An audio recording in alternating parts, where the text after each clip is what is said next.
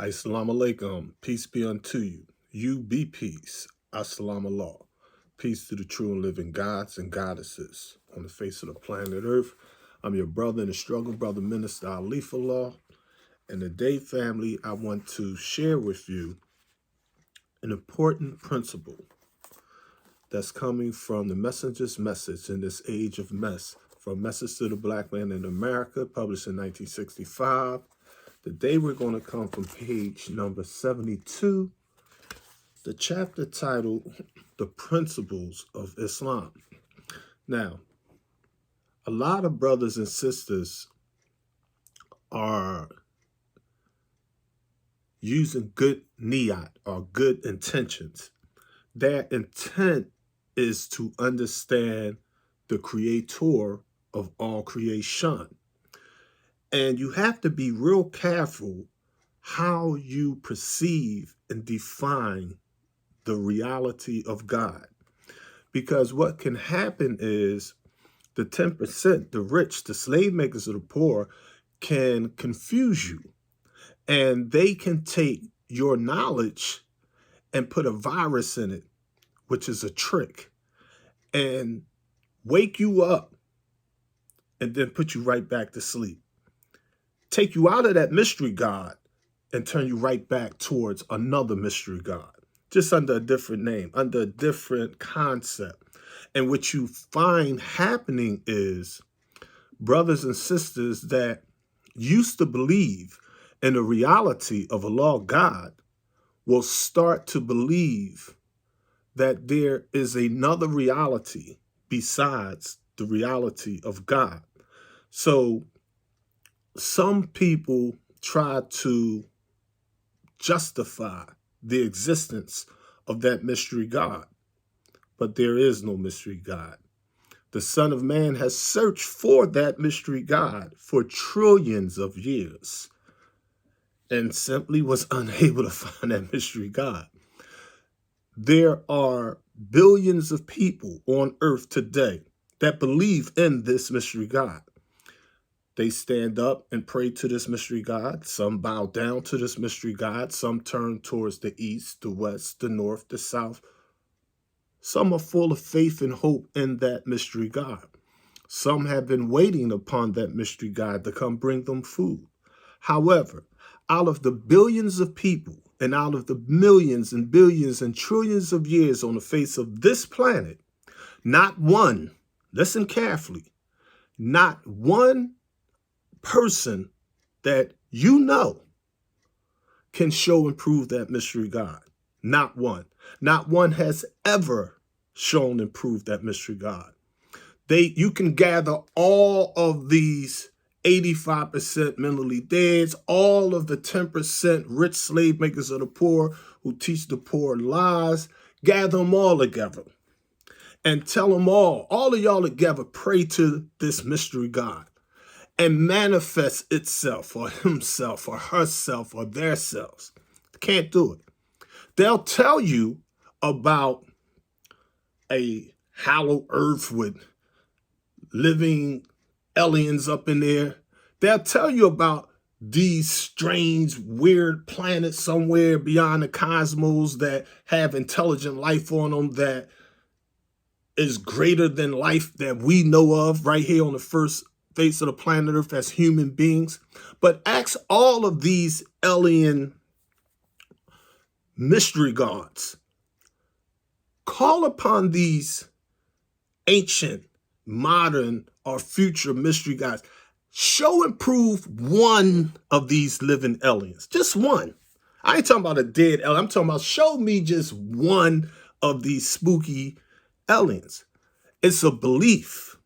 And there are people that think that they're so smart, so wise, because they think that the black man in his physical form is the highest manifestation of man. But we know that is not natural. That is not true. That is not, no one on this planet was born a man. There are stages and degrees with Allah. You used to be a young man, a teenager, used to be a baby, used to be liquid, used to be sperm mixed with ovum. You was in your mother's belly for 9 months. You was in water swimming around. You was in the very atoms of creation. So when you look at the black man as being God, don't limit your perception on that which you can see. There are a lot of spooky 5%ers, FOIs, MGTs, what have you, that literally is like, oh, if I can't see it, I don't believe it. It's like, yo, it's like you can't see the mind. You can't see energy. You see? You don't see a head. You don't see the unity that operates the universe. You don't see what we call magnetism with the physical or naked eye. So the Holy Quran teaches us what? The Holy Quran teaches us to believe in the seen and the unseen. But that does not mean we believe in reality and unreality. We believe in the mathematics of there is a unseen cause for a seen effect. We just don't understand what that cause is yet. But as time moves on, as human beings mature in knowledge, wisdom, understanding, and advanced civilizations and get more and more technology, then we can take and say, oh, at one time, we did not know. Today, it's universally known, you see? So just because we don't know an answer to something today don't mean you won't know the answer to it tomorrow, you see?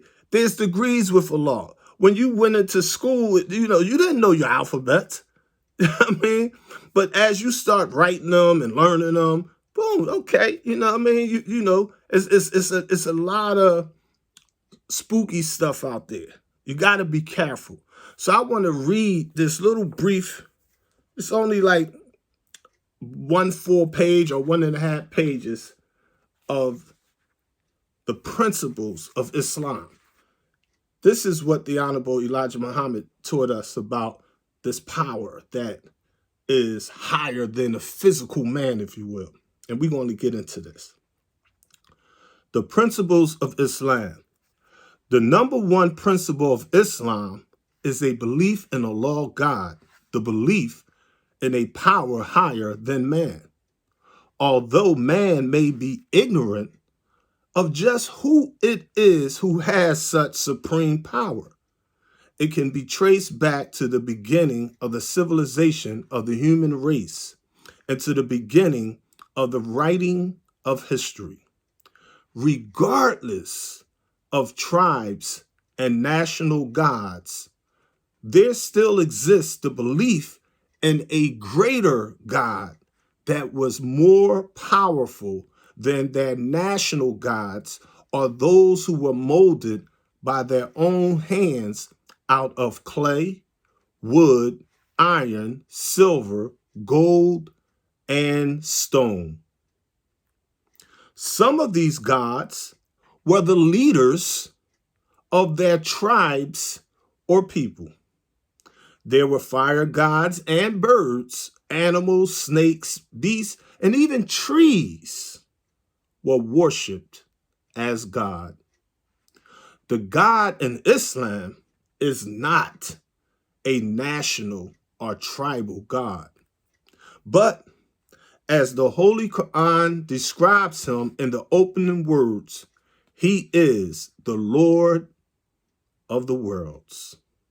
This conception of God is best, since man's belief is by nature that there must exist somewhere in the universe one who has and can exercise a greater power than can he or the object that he is bowing to as his God.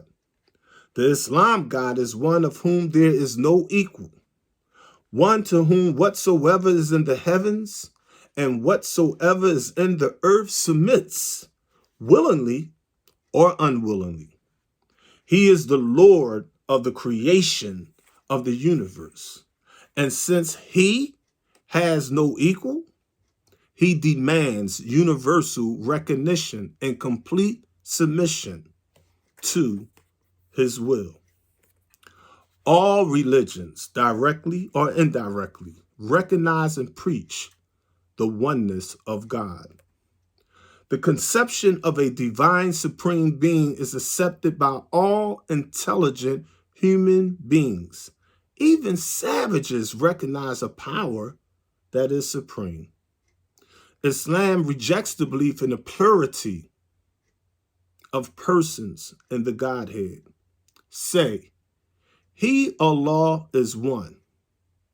Allah is He of whom nothing is independent, but upon whom we all depend. He begets not, nor is He begotten, and there is none like Him. In another place it reads, and my mercy encompasses all things. Holy Quran, chapter 7, verse 156. Muhammad Ali says, the great apostle of the unity of God could not conceive of a God who was not the author of all that existed. Such detraction from his power and knowledge would have given a death blow to the very loftiness and sublimity of the conception of the divine supreme being. But until today, the true knowledge of the one divine supreme being is known only to a few. We are daily coming into the knowledge of this one God. There are some people who think that God is something that cannot be seen or felt. A belief in God is the first principle of Islam. By Messenger Elijah Muhammad, Message to the Black Man in America, 1965. Say He, Allah's one. Allah's He upon whom we all depend. Think about that. The Quran teaches that. The scholars did.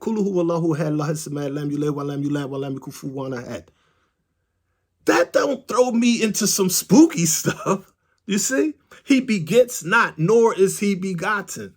The Honorable Elijah Muhammad in the Table Talks already broke that down with the Ahmadiyya Muslims. You see? There's you got people that are bringing that old mentally dead concept of a mystery God into this modern day of the reality of God.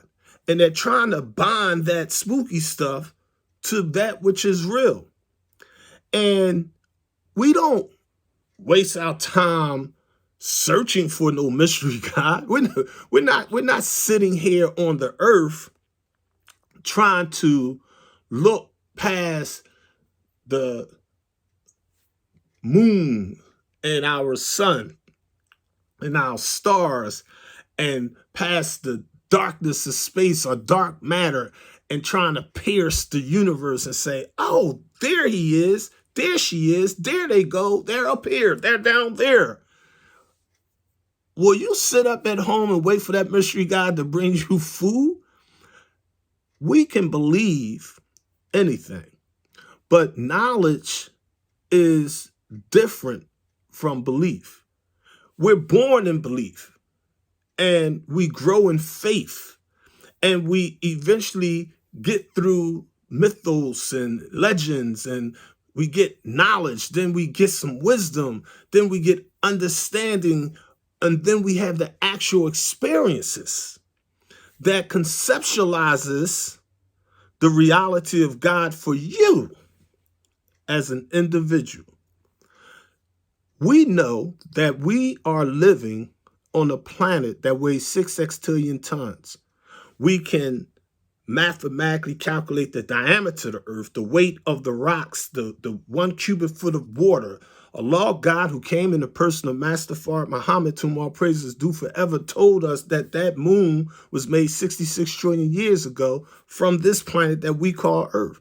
He told us who did it, why he did it, when they did it, I mean, and the mathematics of that. Now, I mean, we know the mathematics of that sun.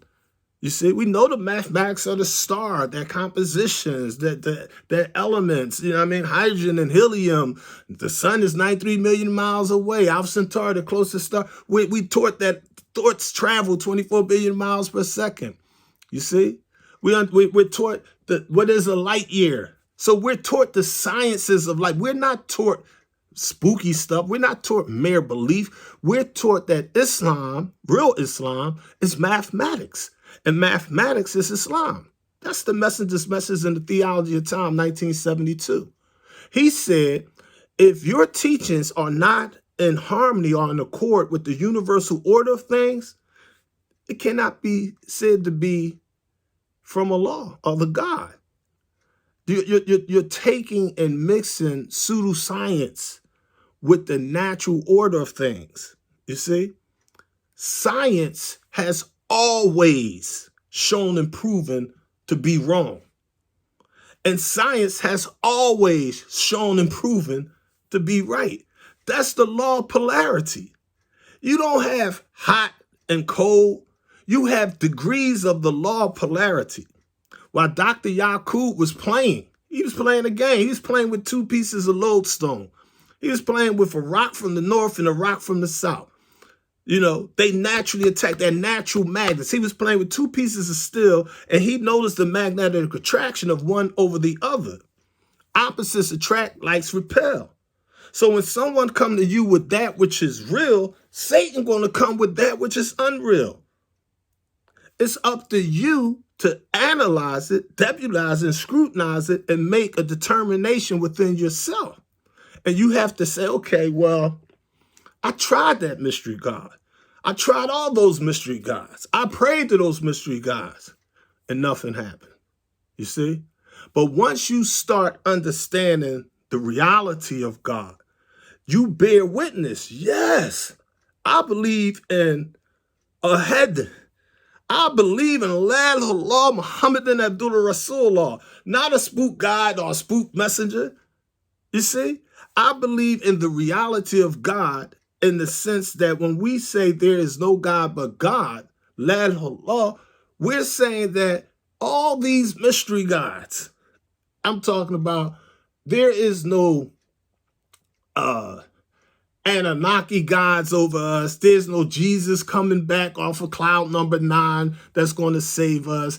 There's no magical demon underneath the ground that's going to come up and persecute us. Everything good and bad that happens on this planet to human beings is because of natural phenomena. The universe is mathematical. The laws of cause and effects. A rock could hit this planet right now and destroy it. That don't mean that a mystery God destroyed the earth. It means that there's a lot of rocks floating around in this universe. And they hit a whole lot of other planets. They destroy, they bump into each other, and you know, things happen. I mean, but it's nothing supernatural. You see what I'm saying? It's always mathematical. If I was to take like this ink pen, let me take an ink pen. All right. Now we got it. This is one of my business pen. This is a Null Institute ink pen. I mean, if I take this Null Institute ink pen and I drop it, and I pick it up and I drop it, what is happening here? The first law of learning, the messenger said to us, is observation. When I observe this, it's a lot of things happening here. Why is it falling at the same rate of speed? Why is it making the same sound? Why is the sound rate waves traveling 1,120 feet per second? Why won't the pen just stay right here and float?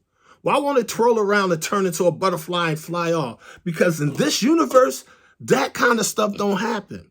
That don't mean that you can't do special effects. You can't do transformations. You can't modify the molecular structure of a thing and transform it into another thing. But all of those are different effects from a cause. we make and unmake ourselves in this universe. You see, we take and study the universe and say, oh, we believe all kinds of things. All right, but what is it that I know? What is it that you know? What I mean, we know, whether you're in an apartment, you're in a house, you're in the street, whatever, you know that there is simply nothing on this planet greater than a human being other than another human being. So we say, okay, we got 8 billion human beings. We got black ones, brown ones, yellow ones, red ones, albino ones, white ones. We got all kind of human beings on the face of planet Earth. We got young ones. We got old ones. We got strong ones. We got weak ones. We got tall ones. We got short ones. We got skinny ones. We got big ones. We got all types of human beings on the face of the planet Earth. Some of these human beings only have one eye. Some have 3 eyes. Some have 5 fingers. Some only have 4. Some have 8. Some human beings' chest is designed where the heart is outside the chest. Some babies are born with the heart literally outside their chest. Some don't have legs. Some got 4 legs. It's all kinds of different human beings on the face of the planet Earth. Are there any other beings? Yes, there are countless beings on the planet Earth. There are beings that we call sea creatures or marine life. We see octopus and squids and stingrays and sharks and dolphins and goldfish. They swimming around in there. And we say, okay, there's some beings over there inside the water. But when we study these other beings that swimming around in the water, we like, they's beautiful, they intelligent. This turtle lives a long time. These dolphins are real smart. But they do not surpass the human family. Okay. And we look up, wow, we see all these beings that could do something we can't do. We see falcons, man, that thing fly fast. Hawks, buzzards, eagles. We see squirrels, we see pigeons, we see these birds, we see all these different creatures flying around in the Earth's atmosphere. Now, when we study, we be like, well, out of all that brilliance, not one of these flying creatures that can fly like in a way we can't fly, but they can't go past 6 miles high. Not one of these flying beings can fly into what we call outer space or past the atmosphere, the troposphere, the stratosphere, the ionosphere, the exosphere, whatever. They can't get into that cold part, that dark part. They can't pierce that. They got to come back down. They be like that. Their brains, their mind power is limited. You see, they can fly like that. Know what I mean, but they have their limitations. These birds, these flying creatures or flying beings simply cannot surpass the human mind. It's something about human beings that we can look at that water and say, okay, we can't swim like that shark, but our brain can produce a submarine, a speedboat, water skis.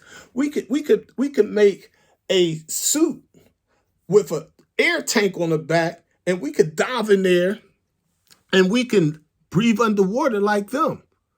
We could get inside of our ship that we made from our mind using materials around us, and we can swim faster than any sea creature anywhere in the known universe.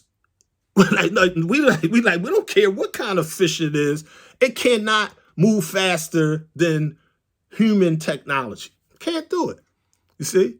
Not one of these beautiful, majestically made, perfectly made birds with their natural aerodynamics can go faster than a human jet, a helicopter, or a rocket. They can't. We can pierce 6 miles. We can go to the moon. Send a rocket to Mars. We can send a satellite past the sun.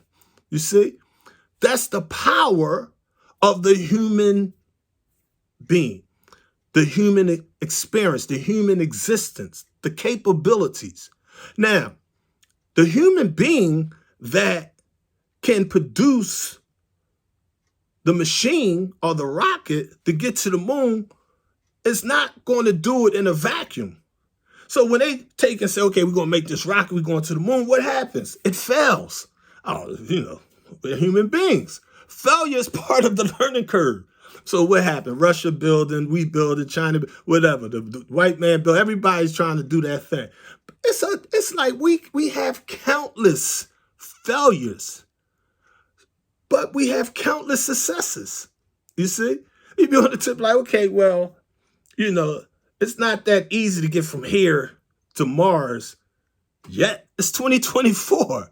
100 years from now, that'll be child's play. That'll be nothing. I mean, it'd be nothing to look through the sun 100 years from now. It'd be nothing to go through the sun 1,000 years from now. That's elementary for the gods. The human family on the face of the planet Earth covering 196,940,000 square miles. But why is this so? It's because the messenger teaches us that the mind of man is infinite, capable of accomplishing anything that the brain can conceive. So when we look at this principle of Islam, of the belief in a power higher than man, most people don't know who that is. So when we come to y'all and tell y'all, listen, there's a whole bunch of human beings that walked on the planet Earth. 76 trillion years ago was the first original man, alone, ahead, by himself. He didn't have a navel. Come up out of the mud, that's the slime from the hood. He come out of the waters, the primordial. This is the original life form.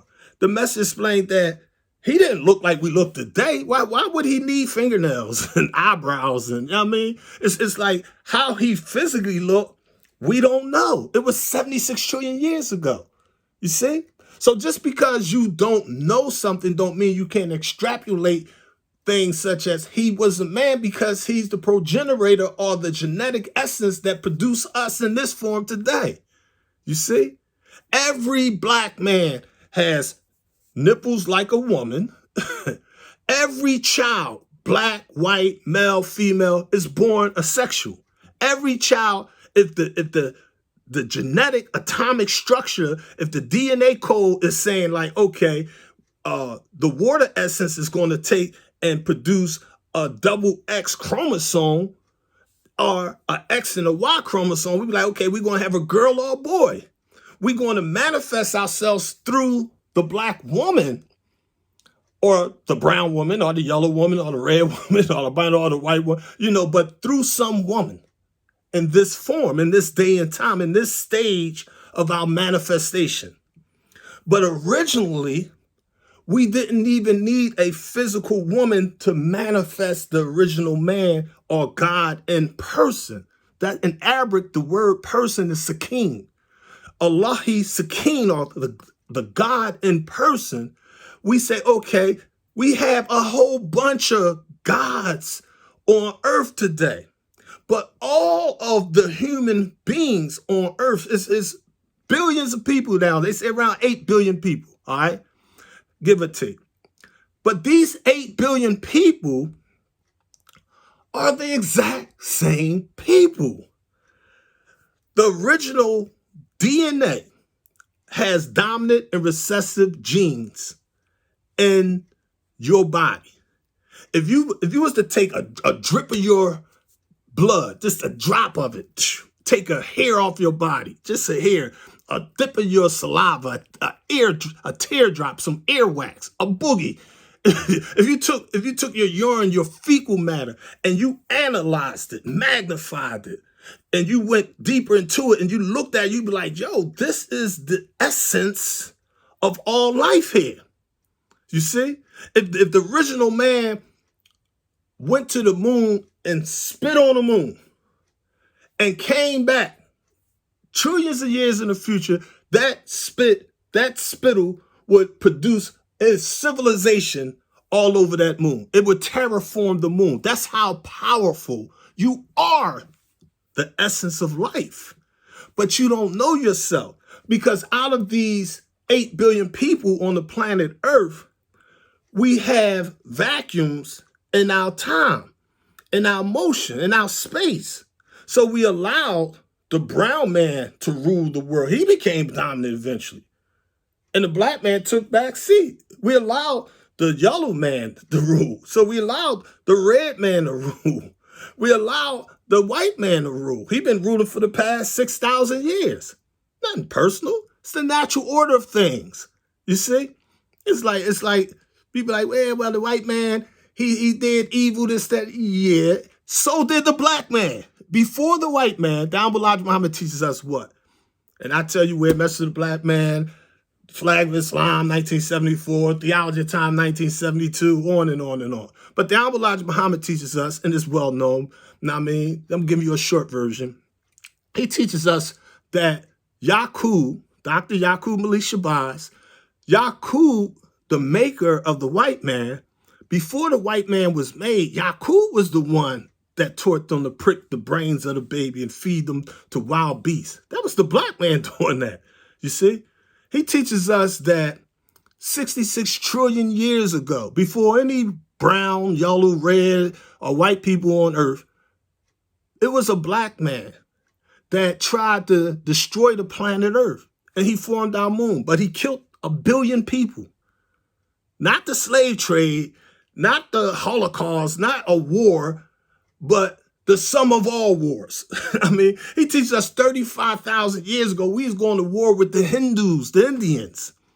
So it was a whole bunch of conflicts. It's like before there was an earth, before the original man, or before that mind came in physical form, there's all kind of things taking place in this universe, sparking these atoms, trying to produce this sun, to bring about balance, to bring about peace and order, and that mayat, to bring about that order out of the chaos. This is how this cipher operates. This is the natural order of things. There's protons, positive charges in the atom, and there are electrons, negative charges outside the atom. And combined with that potential 5% spark, that proton, is these neutrons, the mass of that atom. That is what we call the 5%, the poor righteous teachers, the 85% neutrons, the neutral charge, the people who are neither this nor that, they worship that which they know not what. That's the masses. Many of you watching this right now, you have no idea. You never really thought about it. You was like, I thought God was a ghost. I thought angels were little white beings with feathers flying around in heaven somewhere. I thought that when I was going to die, I was going to finally live. I thought I was going to heaven up there. I thought I did some bad. I thought I was going under the ground into hell and be destroyed, burning forever by Satan or Shaitan or the jinn or whatever. It's all kind of spooky stuff that you have been taught for the past 6,000 years by the 10%, the colonizers, the imperialists, you see? Because there's a lot of money in slavery and technology and ignorance and spookism. You see what I'm saying? You know, if I can sell Christmas trees from the forest, if I could cut down this tree, and the Bible teaches, you know, the book of Jeremiah, don't cut down Christmas trees and deck them with silver and gold. But, you know, you have people that's like, yo, I could cut down all these trees and sell these trees and make all this money. Somebody else be like, yo, I could take and make these candy cans. I could make this Santa Claus. See? I could make these Easter eggs. I could teach people to believe that rabbits lay eggs. There's an Easter bunny. There's a Sandman that'll put you to sleep and put money under your pillow for your rotten teeth. I could teach people that there are ghosts, that things are haunted. There's all kind of technology that is being taught because the imperialists, the capitalists, the rich, the slave makers of the poor, they play on your ignorance. And as long as you remain a 85% or mentally dead, but in nature, a neutron, a neutral force can vibrate at such a rate that it transforms into a proton, all positive force. So mentally dead could become conscious. So just because you're unconscious today don't mean that you can't become conscious tomorrow. But there is no mystery God. But there is no separation between the electron and the neutrons and the protons. There's no separation between the 5%, the 85%, and the 10%. There's no genetic separation between the black man and the brown man and the yellow man and the red man and the white man. There's no genetic separation between the man and the womb of man, or the double X chromosome and the XY chromosome. There's mutations all between there. There's hermaphrodites that have both sexes in nature. You see? We study the sciences of life. We study the sciences of death. We study the sciences of actions and reactions, cause and effects. That is the judgment. You're the judge of your own mental. You judgment. You judge your own mind. You manifest your own thoughts, deeds, and actions. You make and you unmake yourself based on knowledge, wisdom, and understanding. There is no mystery God. So when we say the black man is God, we're not saying that some invisible spirit is somewhere out there in the universe that's greater than the black man. No, that's a mystery God. We're not saying that we on earth in physical form are going to sit around and look for the mind to come do something. No, that's a mystery God. We're not going to sit around and wait for energy to come do something. That's a mystery God. We can trace the essence of our physical form back to pure energy, back to the mind, back to that creator of all creation. We bear witness. It has to be a unity. We live in a universe. Uni means one. Verse means word. Like verses in your Bible. See? The uni, like you ride a unicorn. It's a one-horned creature, mythical creature. But the universe, or the one word of God, is big. He made it happen. And it is. There's no spooky causes and no spooky effects. There are countless things that the physical black man simply just don't know. There are countless things that the black man simply don't care about. There are countless things that we don't waste our time looking for. We're not going to run around and be like, okay, watch this. I'm a commit suicide so I can see if I go to heaven with Jesus. I'm gonna commit suicide to see if I go to hell with Satan. You're like, yo, that's spooky. That's against nature. The first law of nature is self-preservation. The sperm trying to survive. It may not, but it's going to try. You see? You know, if something happened with the Pope, Ronald Reagan, they're going to try to get to the hospital. They're going to try to stay right here on Earth. They ain't going to be like, oh, Lord Jesus, I'm coming with you. No, they're going to be like, yo, use some math. Get the machines. Yo, get the blood. Hurry up. Get the gurney. Call the doc. I need a surgeon. Yo, get this piece of lead out of me. It's hot. You see what I'm saying? Stabilize me. You know what I mean? You know, we live in a universe that deals with nothing but mathematics. Some things add and multiply. Sometimes they divide and subtract. Some genes are dominant. Some are recessive. Some ideas are dominant. Some ideas are recessive. There's intelligence, educated ideas, and there's some spooky pseudo stuff out there. It's our challenge to try to balance all this stuff out. You know what I mean? But let me read something to you again from the Holy Message to the Black Man. This is page number 9, 1965, family. The message says, in fact, I'm going to share with y'all pages 8 to 10 because it's simple, but it's important. This is why you always hear me saying the messenger's message will guide us through this age of mess, all right? This is the chapter titled The Origin of God as a Spirit and Not a Man. He opens up with a verse from the Bible in the Old Testament, Deuteronomy chapter 11, verse 16, that reads, "Take heed to yourselves, that your hearts be not deceived, and you turn aside and serve other gods, worship them." The American so-called Negroes are gravely deceived by their slave masters' teaching of God and the true religion of God. They do not know that they are deceived and do earnestly believe that they are taught right, regardless of how evil the white race may be. Not knowing self or anyone else, they are a prey in the hands of the white race, the world's arch deceivers, the real devils in person. You are made to believe that you worship the true God, but you do not. God is unknown to you, and that which the white race teaches you, a mystery God.